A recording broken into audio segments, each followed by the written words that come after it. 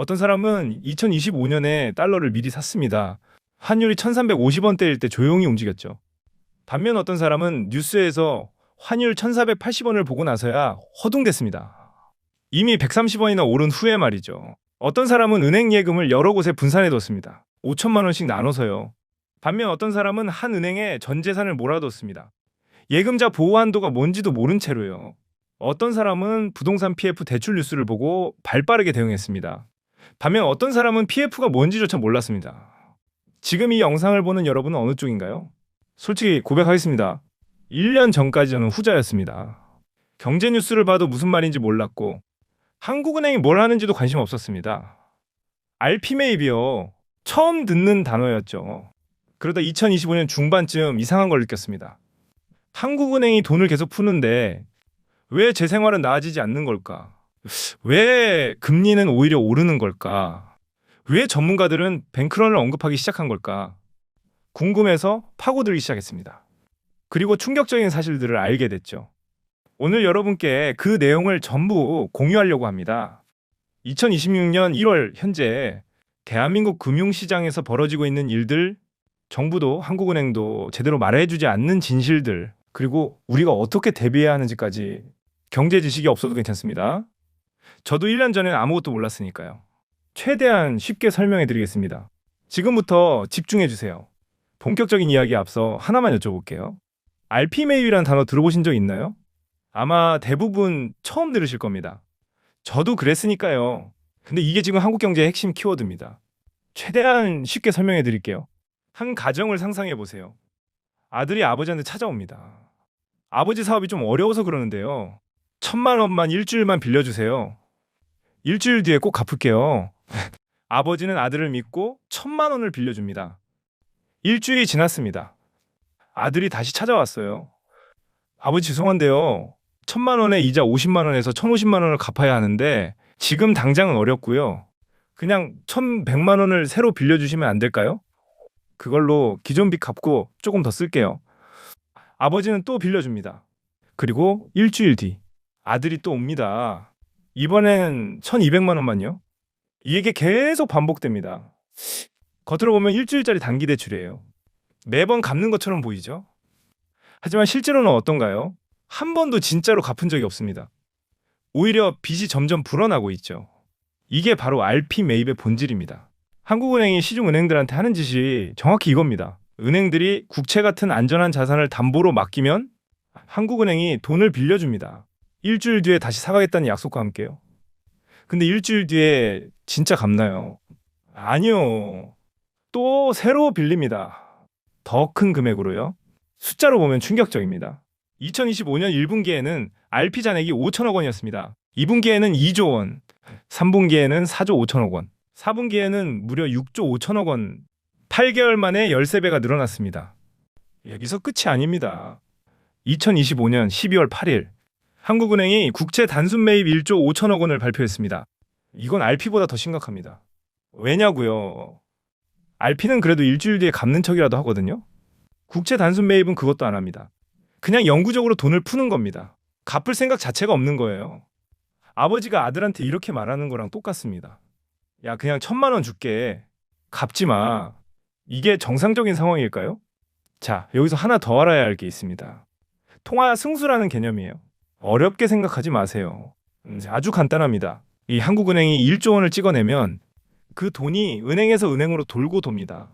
A은행에서 B은행으로, B은행에서 C은행으로 이렇게 돌면서 신용이 만들어져요. 결국 시중에는 14조 원 정도의 효과가 생깁니다. 1조 원이 14조 원이 되는 거예요. 마법 같죠? 이걸 아까 숫자에 적용해 볼게요. RP 잔액 6조 5천억 원에 14를 곱하면 약 91조 원, 국채 매입 1조 5천억 원에 14를 곱하면 약 21조 원, 합치면 112조 원입니다. 보수적으로 잡아도 80조 원 이상의 돈이 시중에 풀린 거예요. 80조 원이 얼마냐고요?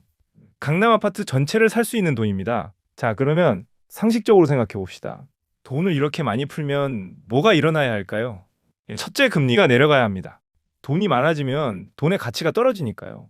쉽게 말해 돈 빌리기가 쉬워져야 해요. 둘째, 부동산이 올라야 합니다.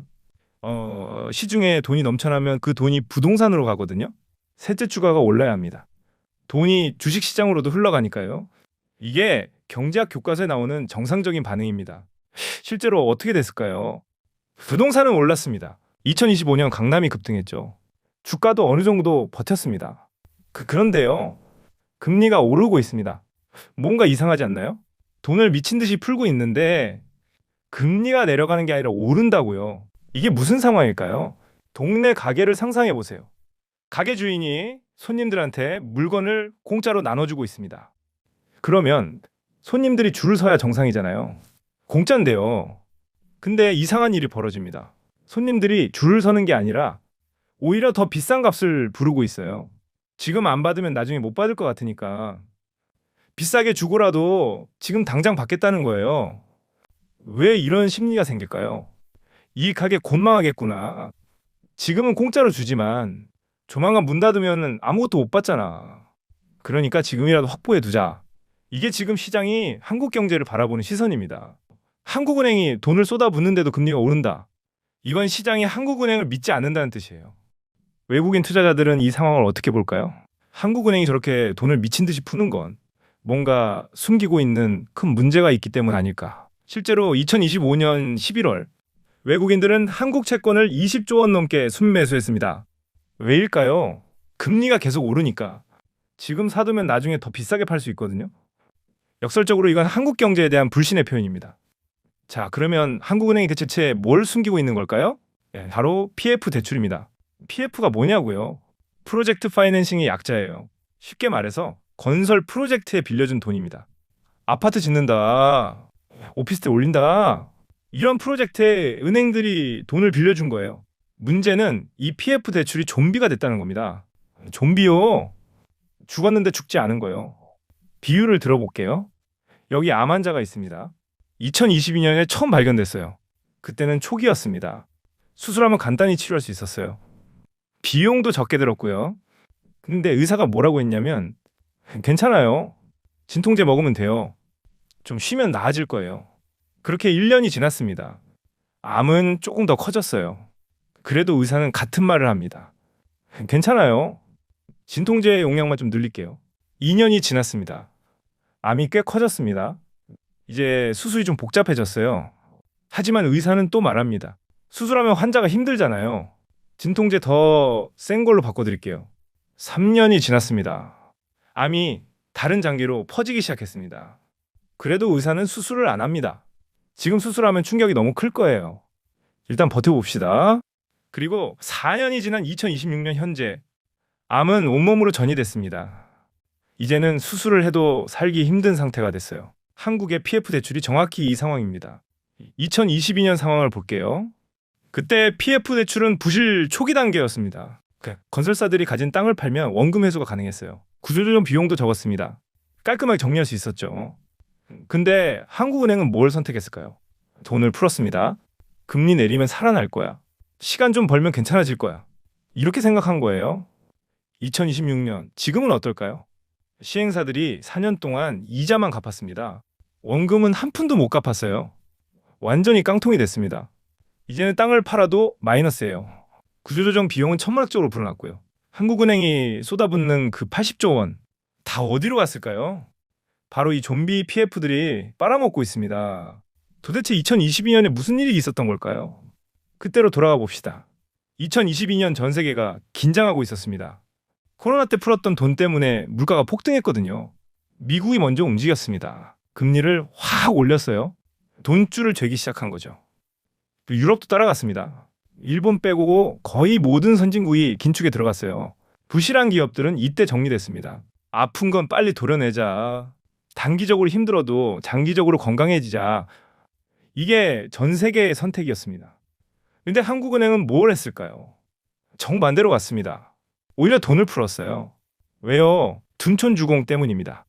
둔촌주공이 뭐냐고요? 서울 강동구에 있는 대규모 재건축 단지예요. 1만 2천 세대가 넘는 초대형 프로젝트였습니다. 근데 2022년에 이 둔촌주공이 위험해졌어요. 금리가 오르니까 분양이 안 된 거예요. 분양이 안 되면 어떻게 될까요? 건설사가 빌린 돈을 못 갚습니다. 그러면 은행이 손해를 봐요. 은행이 흔들리면 금융 시스템 전체가 위험해지죠. 그래서 한국은행이 선택을 했습니다. 둔촌주공을 살리자. 돈을 풀어서 금리를 낮추자. 그러면 분양이 될 거야. 전쟁이 났는데요. 다른 나라들은 전부 방어 준비를 하고 있었습니다. 참호하고 무기 점검하고요. 근데 한국만 이러고 있었던 거예요. 우리는 괜찮아. 파티나 하자. 결과가 어떻게 됐을까요? 둔촌주공 재건축은 성공했습니다. 분양 완판됐어요. 겉으로 보면 해피엔딩이죠. 하지만 대가가 있었습니다. 첫째, 강남 집값이 폭등했습니다. 풀린 돈이 부동산으로 몰렸거든요. 둘째, PF 대출이 좀비가 됐습니다. 원래 죽어야 할 것들이 진통제 맞고 연명한 거예요. 셋째, 구조조정 골든타임을 완전히 날렸습니다. 2022년에 했으면은 10의 비용으로 해결했을 일을 2026년엔 100의 비용을 써도 해결이 안 됩니다. 미국은 2008년에 어떻게 했는지 비교해 볼게요. 그때 미국도 금융위기가 터졌잖아요. 리먼 브라더스라는 거대 은행이 무너졌습니다. 미국 정부는 어떻게 했을까요? 살릴 건 살리고 버릴 건 버렸습니다. 리먼 브라더스는 파산시켰어요. 대신 살릴 가치가 있는 곳은 살렸죠. 단기적으로 엄청난 충격이 있었습니다. 실업자가 쏟아졌고 집값이 폭락했어요. 하지만 5년 뒤에는 어떻게 됐을까요? 미국 경제는 완전히 회복됐습니다. 오히려 더 건강해졌어요. 한국은 그 반대를 선택했습니다. 아무것도 안 버렸어요. 다 살리려고 했습니다. 단기 고통을 피했죠. 근데 그 고통이 사라진 게 아닙니다. 미래로 떠넘긴 거예요. 이자까지 붙여서요. 자, 이제 중요한 얘기를 할게요. 2026년 1월 현재 우리 앞에는 두 갈래 길이 있습니다. 어떤 길을 선택하느냐에 따라 완전히 다른 미래가 펼쳐집니다. 첫 번째 길부터 볼게요. 지금처럼 계속 버티는 겁니다. 진통제 계속 맞는 거예요. 2026년 상반기에는 이런 일이 벌어질 겁니다. 국민연금이 나섭니다. 한국 채권을 사주기 시작해요. 국민연금이 뭐냐고요? 우리가 매달 월급에서 떼이는 그 돈 있잖아요. 그게 모여서 만들어진 거대한 자금입니다. 그 돈으로 채권을 사면 금리가 내려갑니다. 수요가 늘어나니까요. 그러면 시장이 잠시 안정돼요. 사람들은 생각하겠죠. 휴, 위기 넘겼네. 별일 아니었어. 근데 2026년 하반기가 되면요. 문제가 생깁니다. 국민연금의 투자 여력이 바닥나기 시작해요. 무한정 살 수는 없거든요. 그러면 외국인들이 다시 이탈합니다. 국민연금도 한계네. 이제 진짜 위험하겠다. 환율이 요동치기 시작해요. 1,500원을 위협하겠죠. 2027년이 되면 어떻게 될까요? 참아왔던 게 한꺼번에 터집니다. PF 대출이 본격적으로 폭발해요. 4년간 연명했던 좀비들이 드디어 쓰러지는 겁니다. 은행들의 자본이 잠식됩니다. 쉽게 말해 은행이 가진 돈보다 떼인 돈이 많아지는 거예요. 최악의 경우에는요. 한국판 SVB 사태가 벌어질 수 있습니다. SVB가 뭐냐고요? 2023년에 미국에서 터진 실리콘밸리 은행 파산 사태예요. 갑자기 은행이 무너진 거죠. 한국에서 비슷한 일이 생길 수 있다는 겁니다. 환율은 1,600원, 1,700원까지 갈 수 있어요. 그러면 수입 물가가 폭등합니다. 기름값 오르고 밀가루값 오르고 서민 생활이 극도로 힘들어지겠죠. 이게 첫 번째 길입니다. 두 번째 길을 볼게요.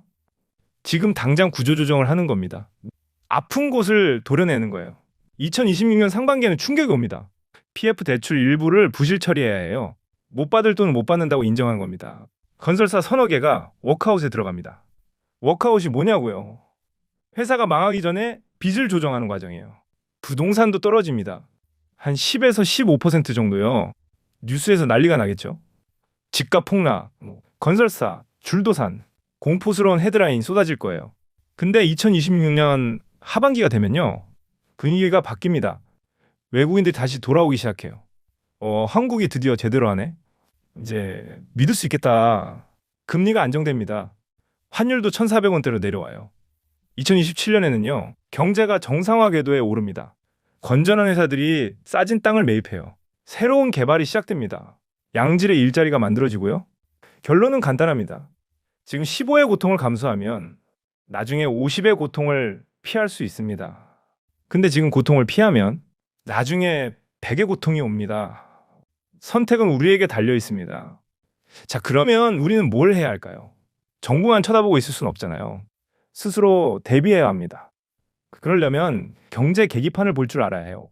자동차 계기판 아시죠? 속도계, 연료계, 엔진 경고등 이런 거 보면서 운전하잖아요.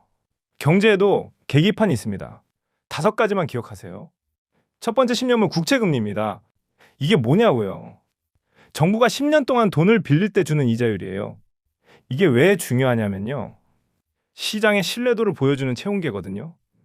몸에 열이 나면 어딘가 아픈 거잖아요. 국채 금리가 오르면 경제 어딘가가 아픈 겁니다. 기억해야 할 숫자는 3.5%예요. 이게 마지노선입니다. 3.5%를 뚫으면 외국인들이 본격적으로 빠져나가요. 환율이 급등하기 시작합니다. 어떻게 해야 하냐고요. 금리가 3.4% 이상이면은 달러 자산을 좀 확보해 두세요. 전체 자산의 20% 정도요.